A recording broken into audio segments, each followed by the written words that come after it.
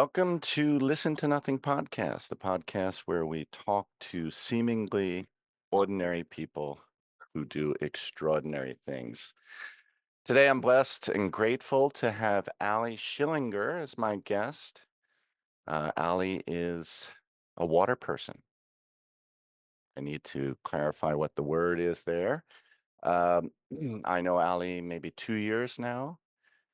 She first showed up on the beaches near where I work with a backpack looking to hit the surf and wanted to know the safe place to paddle out. And since then, I've gotten to know her and interesting story. Allie, welcome. Thank you. Yeah, full circle for sure. Pretty Thanks. Wow, I like amazing. So, ordinary, what's that? ordinary people, extraordinary things is pretty flattering. That's pretty cool. I like that. Yeah. Well, it's funny. I ran into a mutual friend of ours, Elias, and he's like, Mm. "Who's going to be on your next podcast?" I was like, "Oh, this interesting person, Ally Schilling," and he goes, "Wow, she's a badass," you know. Oh no. But so tell us a little bit about yourself. How'd you end up in Hawaii? How'd you get interested in the water? Yeah, wow. It's funny you mentioned the because I think I did. I literally talked to you like the first day I moved here. And I was like, that looks so fun, but really sketchy. How do I get out there? Which is funny because like I feel like I owe a lot of things to Publix, the break itself, because I've met all my friends there. I found work there. Like that's just like where I spend all my time. But anyway, I'm Allie. I'm from Queens, New York.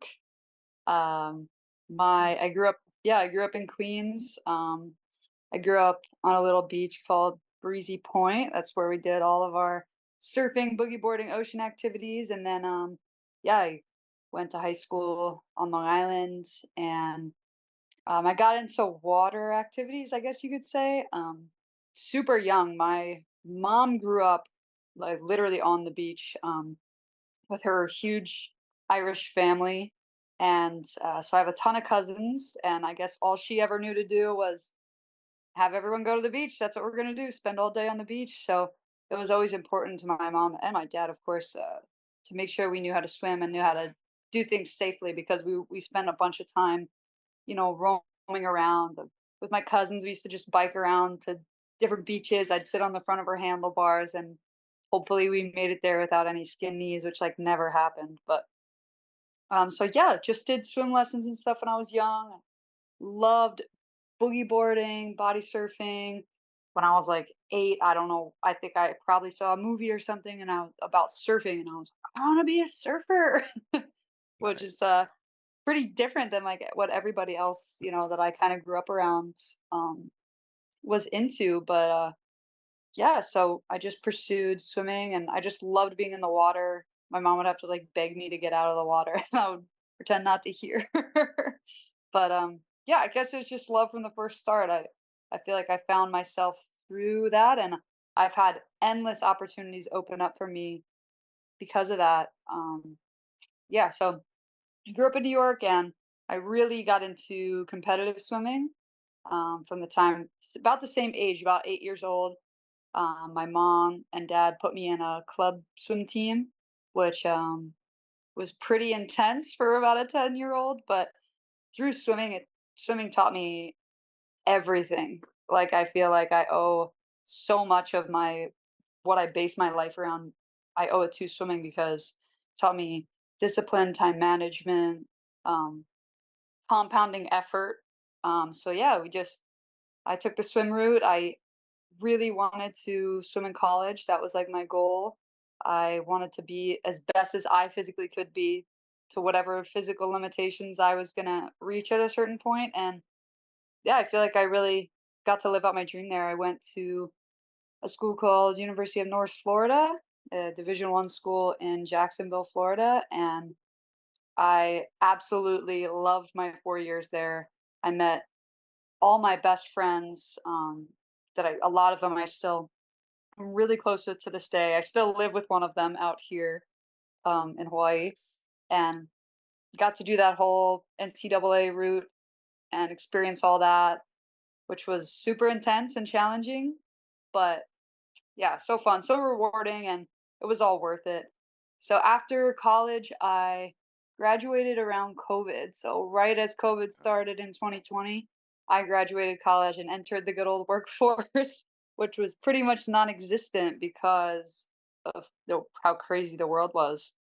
And I should mention I got really into surfing again in college because I lived on a beach town, and there's a really cool core group of guys over there that are just true Florida men, and they know the waves and how to track storms. And I learned a ton from them. And I got really into shaping in college because I actually took a class. The college I went to offered a shaping class, and I took that class, and I was like hooked. The guy that ran the class was such a cool guy. He had so much knowledge and experience, and just wanted to share that and grow with it.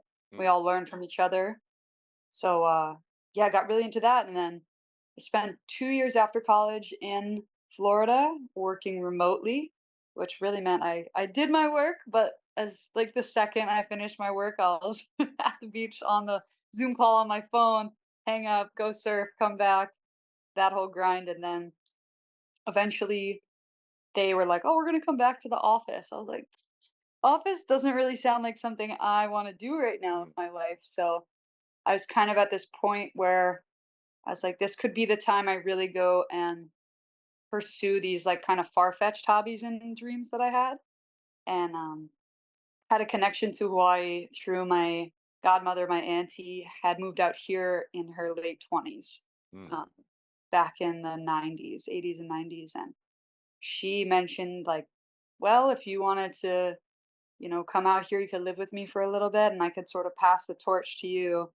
'Cause I would probably be the only one in my immediate family who'd be interested in doing something that far, wanting to go do that, and especially with surfing and stuff, it seemed to line up, so that's what I did. I just wow.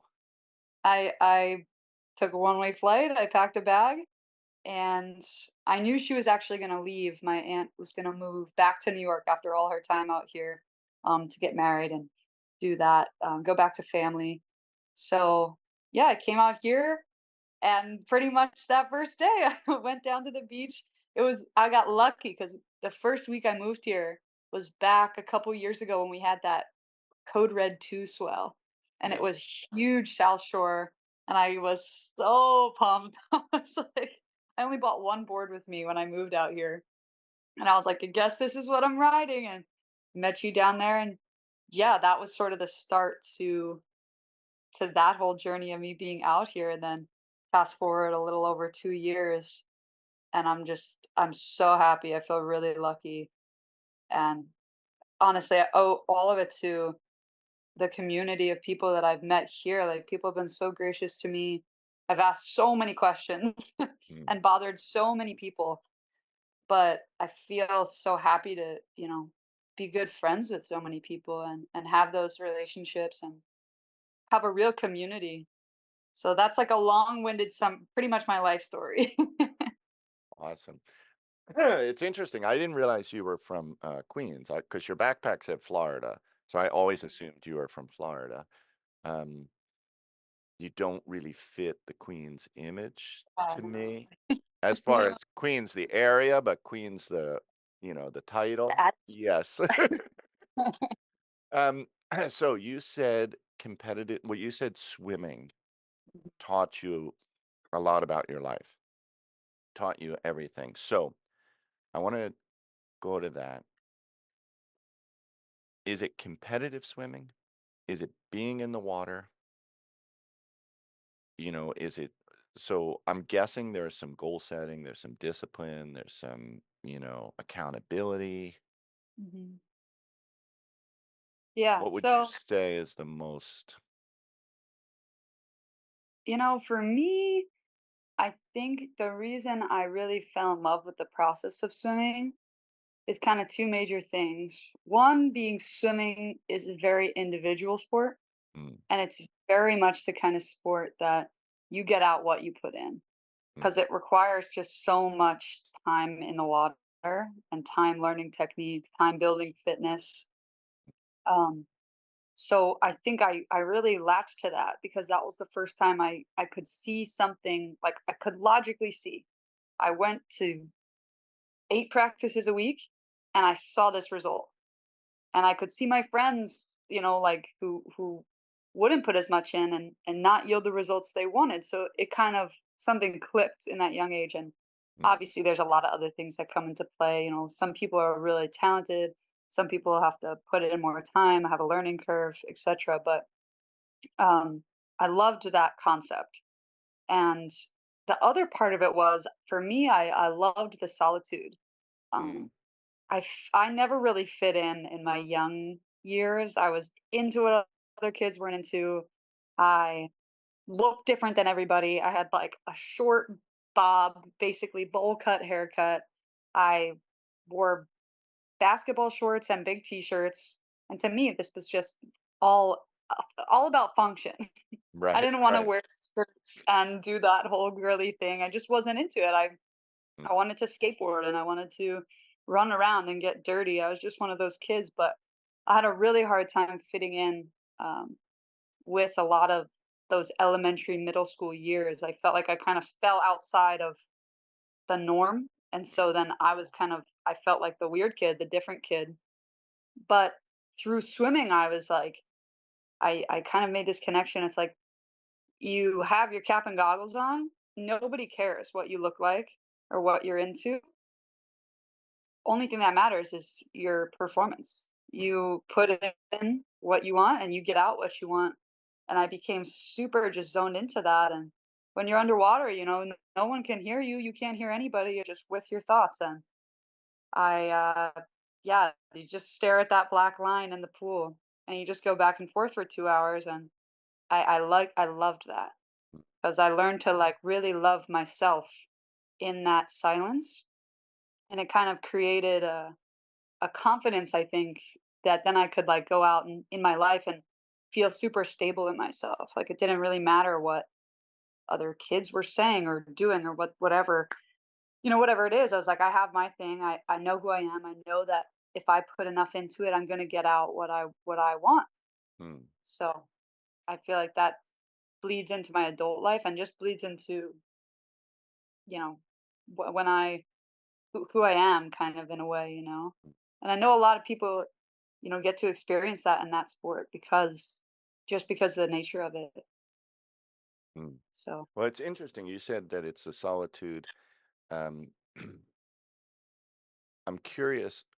So when you're underwater swimming or you're swimming, your laps, mhm, you said you're closed off with your thoughts to a certain extent, I'm sure. But how aware are you of outside sound? And the reason I ask this is because I sit meditation, mhm, but I don't cover my ears. So part of what I'm working with also is outside sound. So I'm just curious, when you're in that zone of swimming, it's a kind of meditation for you, a kind of therapy, a kind of dealing with your anxieties and whatnot. Um, I'm assuming. I don't mean to yeah, put words in your mouth.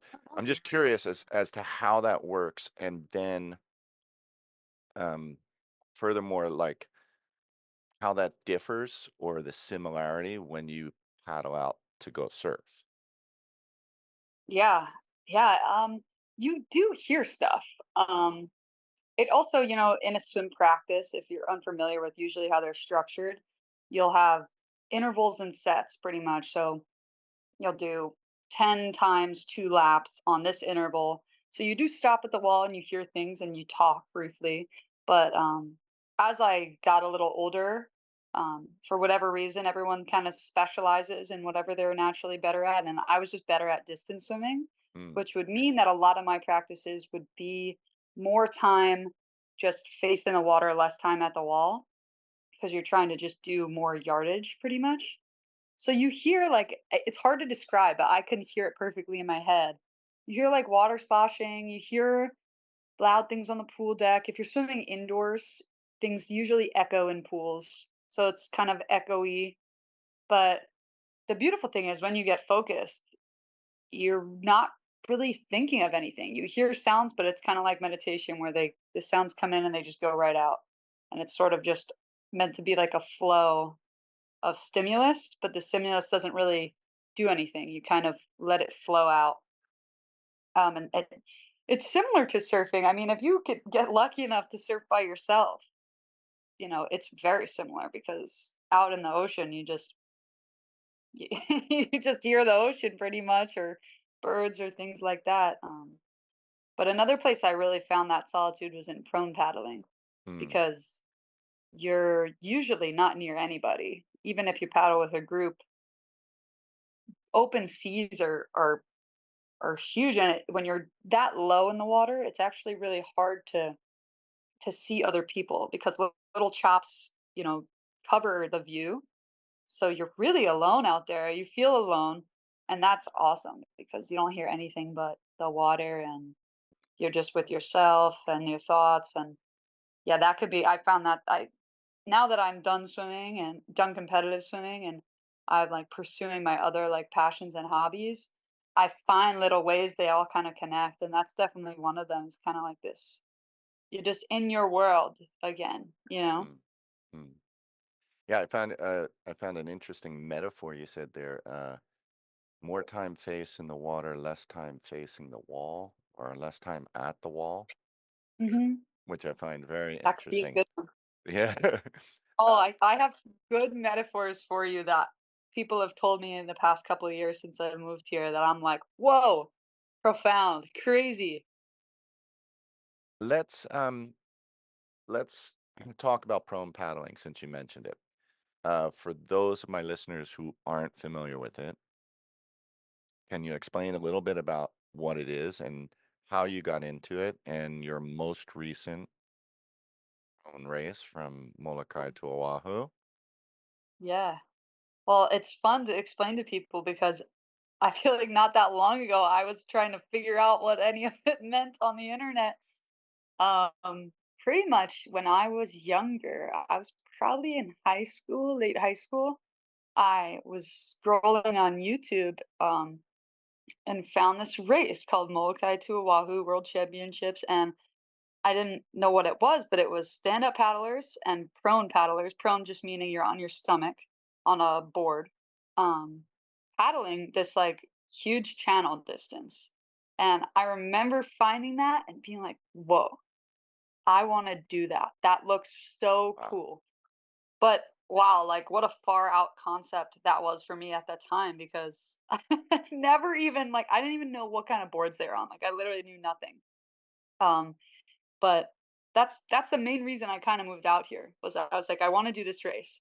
If I Very show interesting. up and I ask a lot of questions and I just, keep an open mind and an open attitude, maybe I could find some people who will teach me how to get to that point where maybe I could try to do this race. Which is exactly what happened. It's just like a testament to feeding into your delusional thoughts a little bit, and just there's no harm in trying. Hmm. I mean, what's the worst that's going to happen? But anyways, yeah, prone paddling is kind of like swimming, kind of like surfing. It's pretty much all the worst parts of surfing, just extendedly. But yeah, it's pretty much you have big boards that are more volume, more foam, and more float than a surfboard, and they come in a lot of different sizes. And opposite of a surfboard, where the bottom of a surfboard is flat, um, prone paddle boards are like convex, like a boat. So they have like a curve on the bottom, and it really allows for a lot of forward speed when you paddle, but also a lot of tippiness and kind of like you have to steer them different than a surfboard. Um, so yeah, Are you I farther out of the water, like yeah, lying on it? you're definitely higher up than a surfboard, but you're not high. You're not too high up. You could still get a full extension with your arms. Um, like the board that I race on is 176 liters. Okay. So if you have a concept of surfboard liters, you can kind of Hmm. get a gauge on how floaty it is. Super floaty for someone my size, but yeah, I bet there's probably some stand-up paddle boards out there that are similar volume. But yeah, so I moved out here and I did a lot of research. I originally got a job at a paddle shop called Blue Planet. It was like the first job I got when I moved out here because I was like, they're gonna know something about paddling. It's in the title. Met some great people there. The owner has done the race multiple times on a stand-up paddle, Mm, and he kind of taught me a little bit. Did some more research. I ended up buying a board on Facebook Marketplace because I was like, oh, like let me try. And it's funny, it's ironic the way it all happened, but I was driving home from the beach after work with the board on the top of my car, and a guy pulled up next to me. He's yelling at me through traffic. He's like, "Hey, do you paddle that board?" I was like, "Yeah." He's like, "Who are you?" I was like, "I'm Allie." He's like, "Okay, there's a group of us on the South Shore that paddle. Here's my phone number." And he screamed his phone number to me from across 3 lanes of traffic. wow. And I become very good friends with this guy.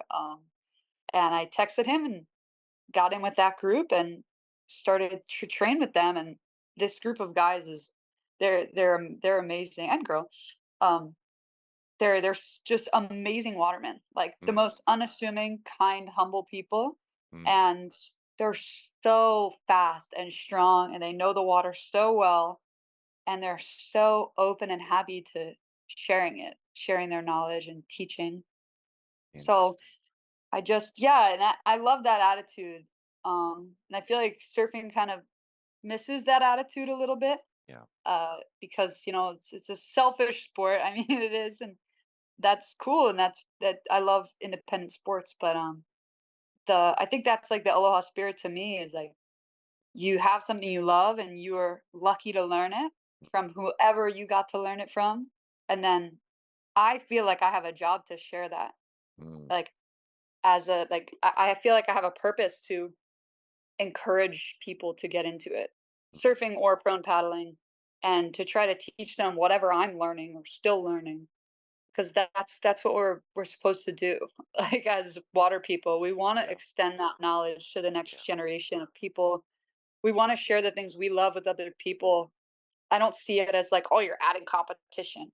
I don't see no, it that way at all. I want my friends to beat me. I want them to be better than me. Like I love that. So I yeah. got a little sidetracked with that rant, but No, no, no. It's very good, and are you a member of Stab Magazine, Stab Premium? Did you watch the latest episode of How Surfers Get Paid? I didn't because I'm not a Okay. member. Okay, so they're they were talking about big wave surfing. Mhm. And years ago, big wave surfers went out together and they caught the same wave together Mm, because they were responsible for each other. So yeah. if you and I are on the same wave, if you fall, I know where you are to rescue you. Smart. But later, and Laird Hamilton is in there saying that he feels that competition has created this, you know, how do you say? I'm doing a visual of putting my knuckles together, but like a Competitive mindset has created a every man for himself attitude. yeah, very much so. And I mean with surfing there's obviously the limited resource. I found the skateboarding community in Northern California to be much more supportive, Mm, much more encouraging than the surfing community, much more welcoming as well. You know what? yeah. Because the half pipe is there. You know what I It's mean? not And cheating. yes, and Yeah. you do your first frontside turn and everybody's cheering. Then you get your first frontside grind and it's just and they're elevating you, Yeah. you know? I like that attitude. I do too.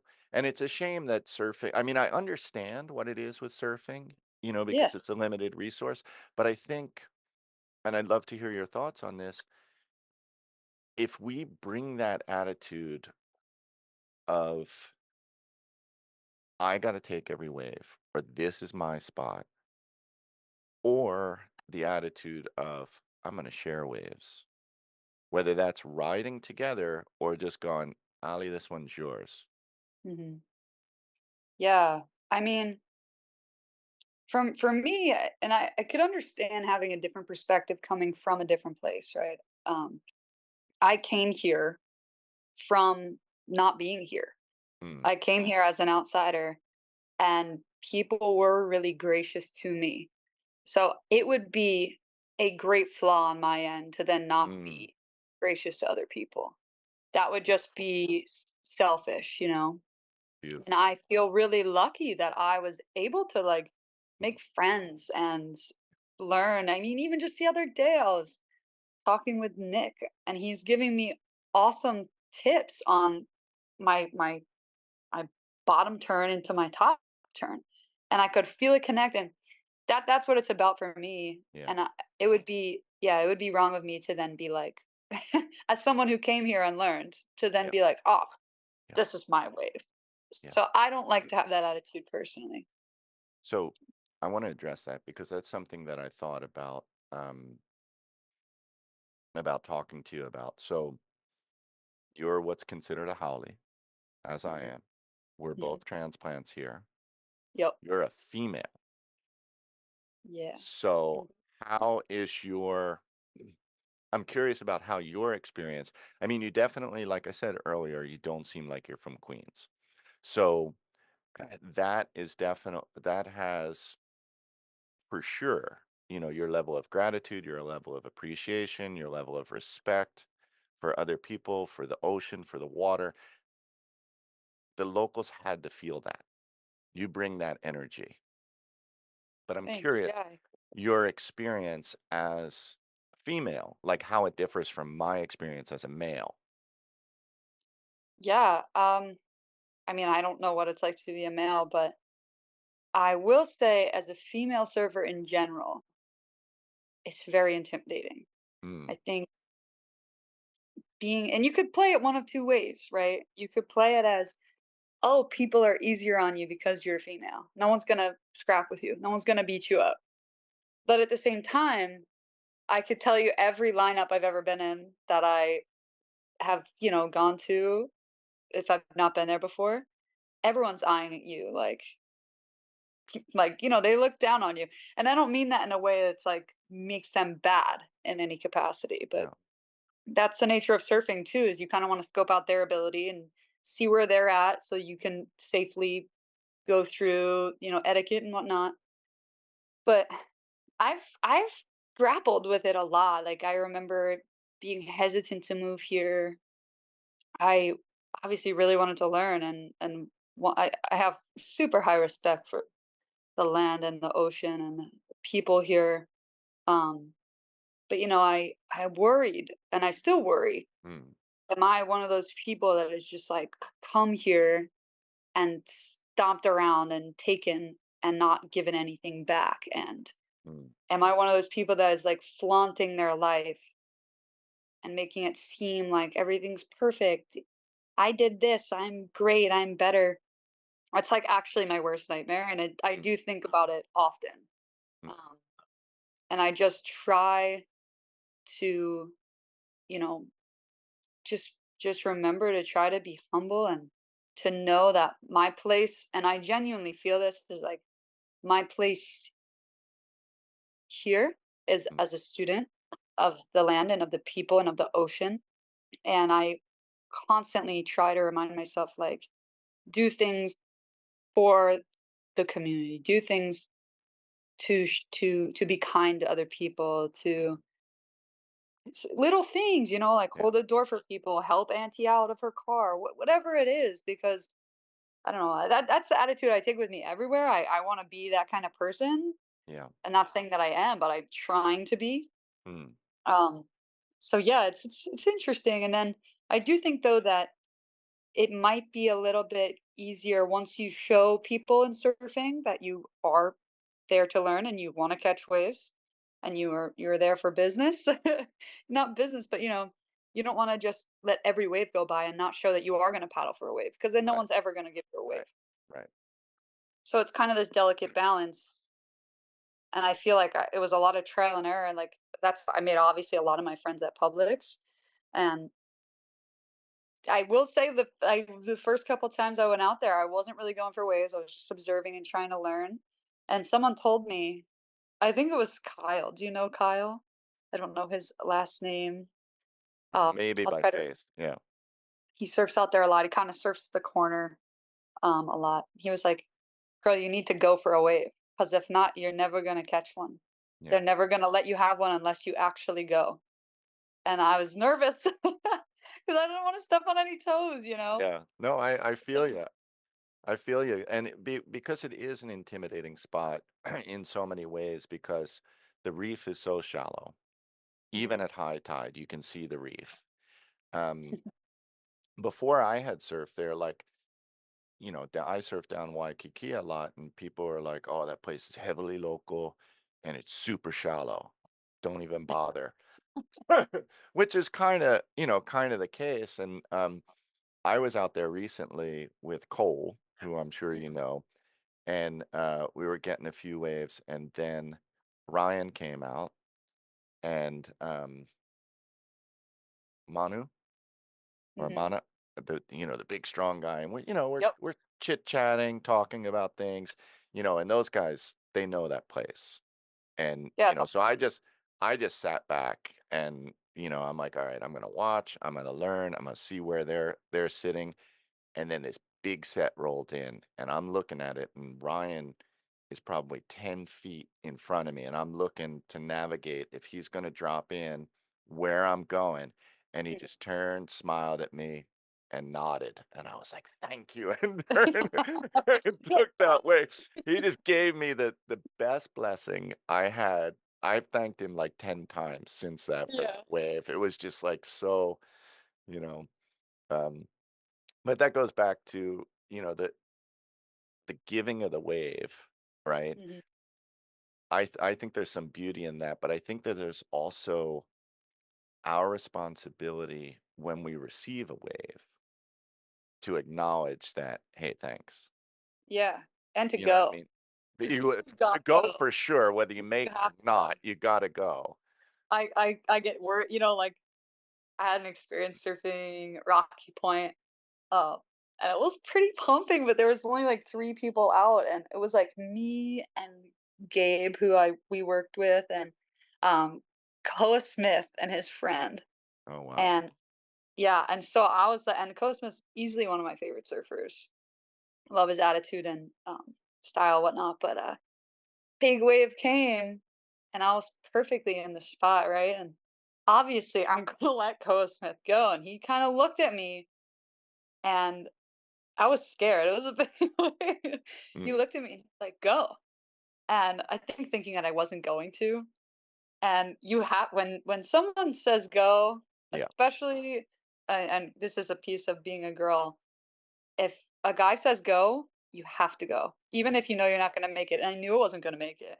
And I stand up and I literally my fins disengage. I literally airdrop down the freaking face of this thing. My fins engaged. I had forward momentum, so I flew off the front of my board just head first.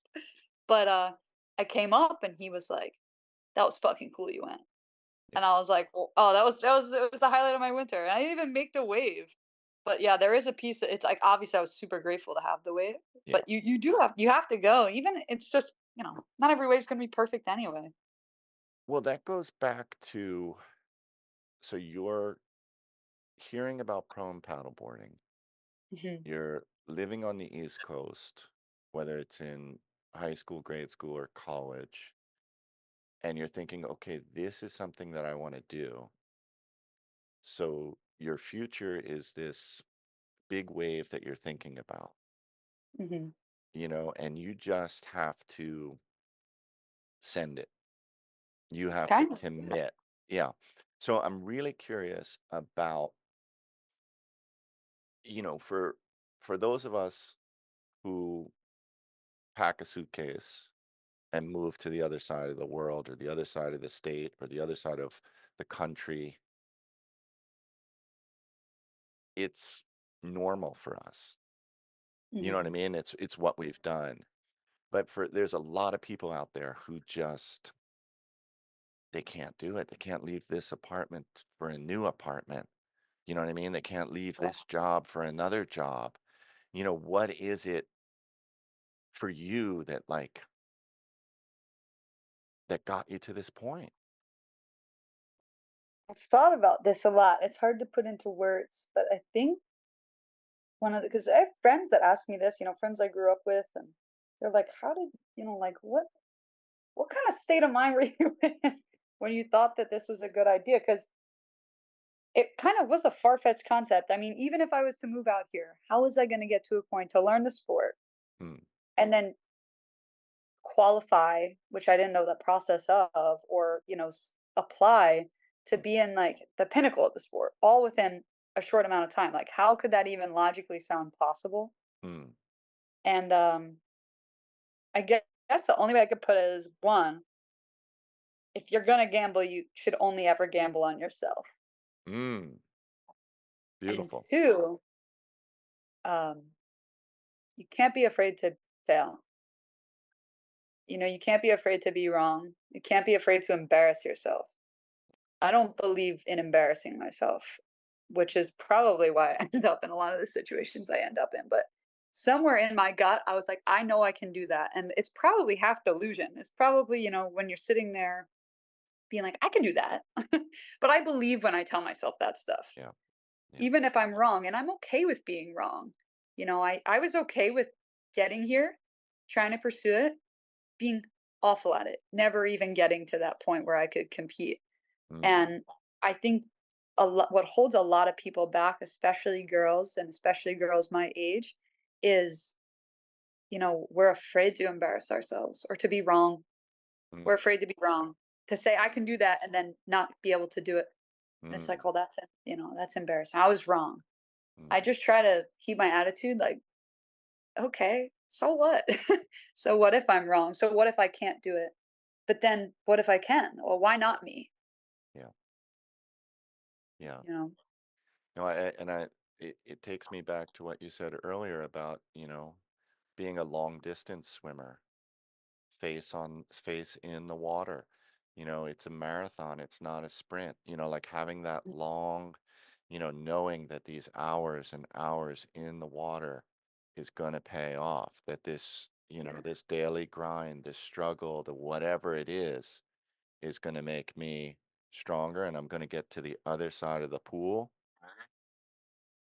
you know, Mhm. and the wall's going to be there and then I'm going to turn and I'm going to go and there's ocean water in front of me. You know what I mean? I think it's a beautiful metaphor.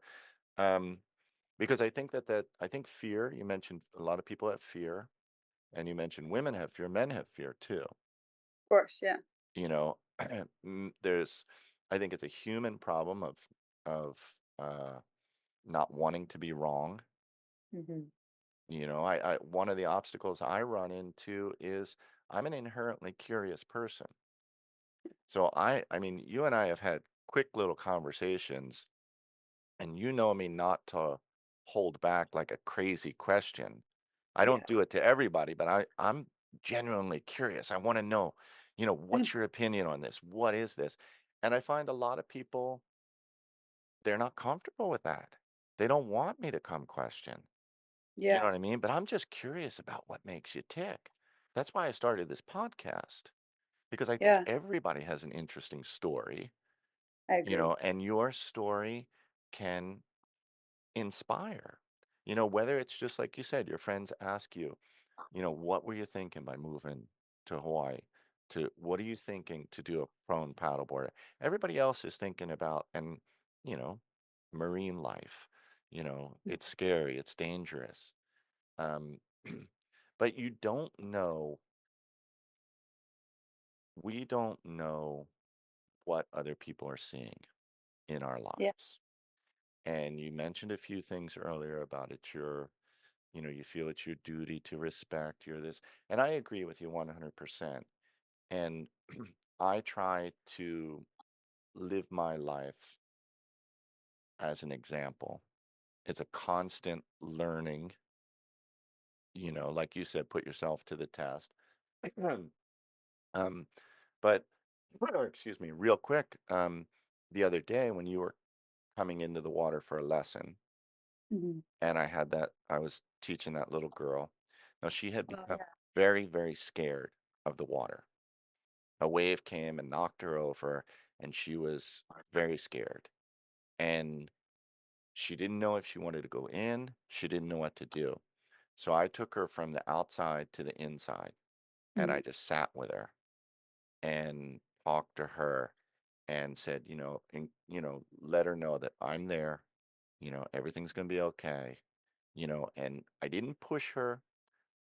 I didn't, something in me wanted her to conquer that fear Yeah. now. I didn't want Yeah. her to give up, but I didn't want to force her.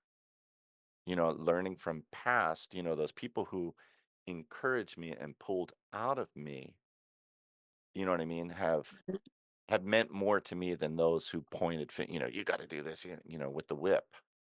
Yeah. So when you came out, it was perfect because I just, as you're paddling out, I'm like, oh, see this girl here? She's done this, she's done that. Now she's a lifeguard in that lifeguard stand and whatever. And she's like, that's so cool. And then you came and talked to her, which was beautiful. And then she stood up on the net. She felt comfortable Yeah. enough. It's almost as if, she there was something tribal, something tribal there that she had to show you the respect. Yeah, that's, I remember that, obviously. That was a beautiful moment for me too. I had one of those recently too, the kind of like, passing the torch thing in a weird way. Yeah. Um, at the most recent Molokai race that I did, I got 3rd in the women's, which was really cool, and, as I was I finished and I had, like, a bunch of lays and stuff, and, Jamie Mitchell, the surfer, Hmm. the big wave surfer, he's huge in that community, the paddle community. He has Mm. 2 daughters that are super cute, and one of his daughters was there at the finish, just staring at me, like, wide-eyed staring at me and did, like, a whole, like just a wave. And I just sort of had a moment there where I was like, "Wow," like, I feel like I was just that girl looking at people, and I'm like, it was so humbling. I was like, "I'm the person that she's looking at, like, wow, that's cool." Yeah. And then I felt similarly when you introduced me to that girl, who was so cute. She was so cute out there, in her surf lesson. And you were saying that, and she kinda had that same look. She's like, "Hi, that's cool." And that was, like, very full circle for me. That makes me feel like what I'm doing means something It because does. It definitely means something. yeah, And and I share that story. Excuse me. I share that story so that you realize what other people see. Like, you're a lifeguard now. You're ocean safety. yeah. I Mhm. can't tell you in the 2 years we've known each other how many men I've seen go for that and not get it. And, I hear you're going for it. I'm like, "Oh, yeah, she's got this. That makes sense." You know? And sure But enough, next thing I see, you got the yellow shirt and the red shorts on. I'm like, "Yep, there's Ally." yeah, that was, I don't know how I got lucky. I or got lucky enough to get the job when I did the tryout because that's another thing. I used to watch videos on YouTube of when I was a kid, like Hawaii lifeguards. Those guys are cool. They know what they're doing. They have the jet skis. They Mm, are saving people in waves. They are like they know their stuff. So yeah, that was cool, and it's cool now. A lot of people, even from our surf schools and stuff, they're like, "I'm going to take the lifeguard test," and I was like, mm, go for it. Like, yeah, absolutely. You should. Like, I and somebody told me to take the test, which is how I ended up there. Um, Trip told me to take the test. He's like, "Oh, just go to the tryout. Just go to the try it out." And I felt like the second I got there, I was like, I want to do this. I mm, know this is what I want to do. I feel like it makes sense now. Like this yeah, suddenly I see something I want to be. mm. So then obviously I put in work and got there. But yeah, that's cool. I think that's why we pursue as humans sport in general, or at least that's my attitude in it. is that we move other people by what we do and the Yeah, effort we show and the attitude we show up with directly affects everybody in your life, for even sure. in passing. For sure. And so I just really try to carry that energy with me because I really do. I look in the mirror and I still see the kid that felt like they didn't fit in. And I was looking at those people that were succeeding in their sport, or it doesn't have to be sport, whatever they're doing, that made me feel like I could do it. Mm, And then I carried that attitude into prone paddling. And somehow, like, I'm training with these guys and I applied to be in this race, even though I'd literally never paddled before in my life. And the guy who organizes it texted me. He's like, "If you're serious, we'll let you in. Like, if you wow. train for it, we'll let you in, and you can try." And I think it was partly because he knew the guys I was paddling with, that group I mentioned earlier, were just so awesome and taught me so many different things. And he knew that they would push me and take care of me as long as I committed. And then yeah, I went for it last year. It was my first time, and it was literally the hardest thing I've ever done. And then I took everything I tried to learn from that year. And the second I finished that race last year, even though I was happy to be over, I was like, wow, I want to go again. Can't wait to go again. I can't wait to learn a whole nother year because I only had 6 months at that point to learn. Mm, And mm, it's very much as it is physical, it's very much a knowledge based sport.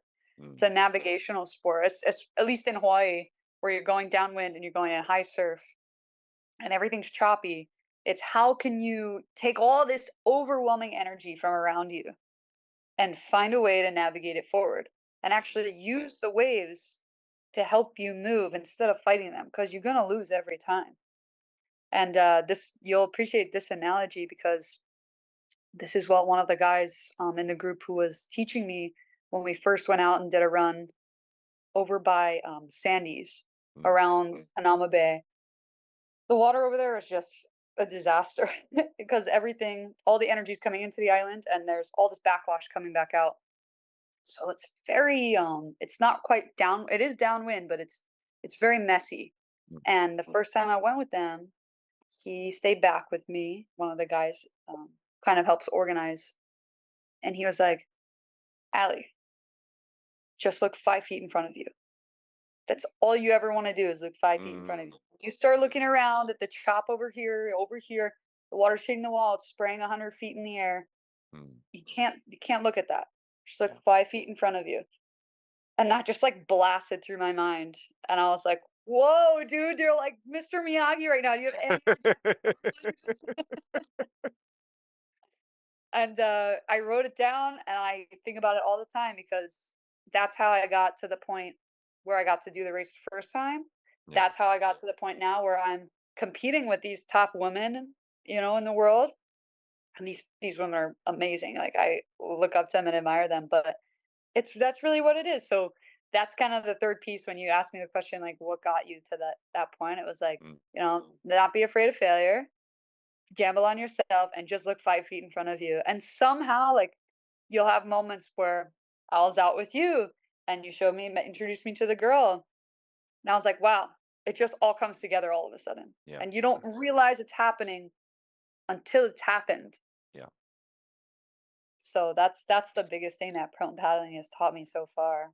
And it's interesting because he probably said, "Just look 5 feet in front of you." That was he didn't probably didn't realize how profound a statement it was. He But meant it sometimes literally. what yeah, no, I know, but I mean, it's such a metaphor for life, but also, like, I realize that when I'm out in the water teaching a surf lesson or assisting in a surf lesson or whatever you wanna call it, these people are putting their trust in you, Yeah. and there's a lot of people who are out there conquering fears. Yeah, it's a Fears that beautiful. fears that they didn't know that they had. Hmm. You know what I mean? They signed up for a surf lesson, and then all of a sudden, you're taking them out in the water, and they're starting to shake, and Yeah. it's like, "What do you know what I mean?" Like, and there's so much around, but when you get them to even just feel comfortable lying down in a wave, and then deciding, "Alright, I'm gonna try to get to my knees," Hmm. you know, and then they get that. It's it's so rewarding And personally, I feel that there's a lot of importance in acknowledging and encouraging the small little steps that they're making, Yeah. because Yeah. that's, yeah, I don't know. What do you think? Yeah, it's so I worked the surf school for just about 2 years. Hmm. Um, and it can be easy to get caught up in your own life and be like, "Oh, come on, like, car didn't start this morning," or "I'm cranky because this my car literally didn't start this morning, actually. I'm literally charging it right now out the window." That's why I use that. But, I could find that it would be easy to just get consumed in your routine, and then just, like, take a moment when you're out there doing these surf lessons, like, this is their experience. This is that moment for them that I had when I was little, catching my very first wave, where your eyes are wide and you believe that anything is possible because surfing is totally magical It is. experience. Um, and yeah, I also felt like a big sense of pride and responsibility to be encouraging and allow these people to conquer their fears. And I've had such amazing lessons where, like you're saying, they're literally shaking. Yeah. And for me, I had the language barrier because most of the customers I worked with didn't speak English. So then learning the common words to be able to communicate with them, like, you can do it. And language is so much more than words. Like, you It can is. communicate so much with your body language, your attitude. Yeah. And having those moments too, where you get to give somebody that opportunity to rise to the occasion, conquer their fear, and have fun Yeah. is it's easily one of the best jobs in the world Yeah. if you can keep that attitude and see it that way. Yeah. It's so Yeah. rewarding. I think you hit a good point there with the energy you bring, the space that you hold, because if this person is super anxious, super fearful, super struggling, super up in their head, and then you start to get irritated, annoyed, frustrated, they start to play off of that energy, Mm. and then the whole thing goes to shit. Yeah, pretty much. Where if you recognize it and you're like, okay, somewhere in my life I was in that position, and somewhere in my life someone extended a hand, Yeah, pulled me up, and placed their hand on the back and said, it's okay, you got yeah, this, we've got this. You know what I mean? I don't know, Allie, do you think that not enough people have been taught what trust is? yeah. I mean, I think I was gonna say this on the other piece that you said, about us being insecure, about us not, the fear piece. You said like Yeah. both men and women have fear piece. I think we live in a society where we're kind of like almost criticized for asking questions Mm. or asking for help, because if you ask the wrong question, Yeah. even if you're genuinely curious and you say it the wrong way, you're canceled or whatever it is. And I think, like, we've forgotten that we're human Mm. and that we all need help, and like no one has gotten here without help. No one's special. I'm not special for the things that I've accomplished. I'm not a gifted athlete. I'm not some like freaking guru or anything. I've just asked a lot of questions, and I've taken a lot of help. I owe like so much of the success I've had so far to the people that have taught me and been Yeah. kind to me about learning. Yeah. And none of that was me.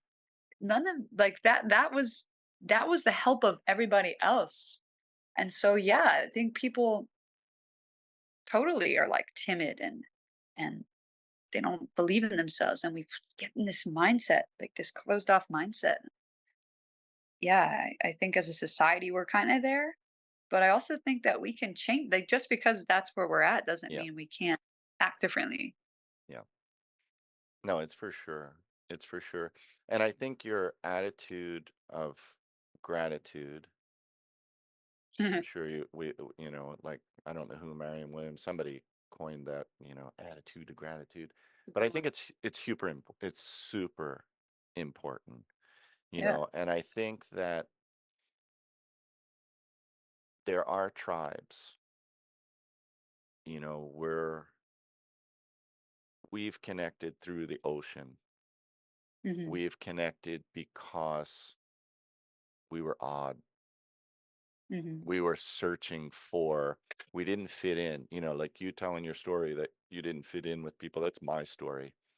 You know, I didn't fit in. I didn't live near the ocean, so I studied the martial arts. And in there, I had my chance to, Yep. purify myself and work on myself and, hours of sweat and discipline and there was a tribe of martial artists, but then there's that individual, Mhm. so you have to be comfortable with your uncomfortable self, Mhm. and then you become a part of something. So not fitting in, do you feel you fit in as a lifeguard, as a prone paddler? Yeah. Yeah, that's an interesting one. So, the only way I can really describe it is not fitting in, right? But Mm, really what that means is, like, you find a base for your own security and confidence yeah. with yourself, and then you can approach new things, scary things with that attitude. And yeah, now I feel like I mean, as far as being a lifeguard now, I have like so much humility. I'm genuinely so happy Mm, and so excited to learn from these people. They're like truly amazing, and yeah. like I didn't realize how much you really learn from watching the water. Mm, And it's just even during the training, the guys that run the training are they're crazy. They're crazy. They're literally so detail oriented. They know when things are going to happen before they happen. mm, I'm getting sidetracked a little bit, but I often actually I feel like I deal with a lot of imposter syndrome because I have moments where I'm like, what the heck am I doing here? Like, yeah. Yeah. I'm literally just a kid from Queens. That's the only way I can describe it. Like, how do I talk down to myself a lot. I'm like, why do I deserve this? Why do I deserve to be here? Why do I get to learn like this? Right. Right. So then I was telling one of my lifeguard friends this the other day, a guy I was working with, and we were kind of having a heart to heart, and he was like, he read me something great. Let me see if I can pull it up for you. And it helps with the whole fitting in piece. Mm. He said, "It's be, do, have, not have, do, be." Oh. Yeah, he's like, Oh. are this, you be it first, then Yeah. you do, then you have. You don't Mm. have this job, and then you do it, and then you become the lifeguard or the waterman you want to be. He's like, Wow. you tell yourself you are because you are. Yeah. And I was like, oh, bruh. I was Yeah. like, No, that's awesome. Gandhi's be the change you want to see in the world. I don't know if you're familiar with Ram Dass, who wrote Be Here Now. I heard or read, I either heard a talk or read something where he was talking about Gandhi, and a woman came to Gandhi with her child and said, "Gandhiji, will you tell my son to stop eating sugar?" And he said, "Come back in 3 days." And they come back in 3 days, and Gandhi said, "Stop eating sugar." And the woman said, "Gandhiji, why did it take you 3 days?" He goes, "Because 3 days ago I ate sugar."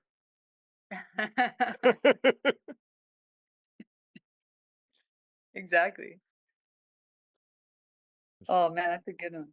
what is it? Be, do, become, It's be, do, have, be, do, have. Nice. not have, do, be. Yep. Or have to be. Yeah. I I love quotes and stuff, and I just love sometimes things just stick with me, right? Like I said, Mm, the 5 feet in front thing, I have like a long list of post-its I keep right next to my door, my bedroom door in the morning.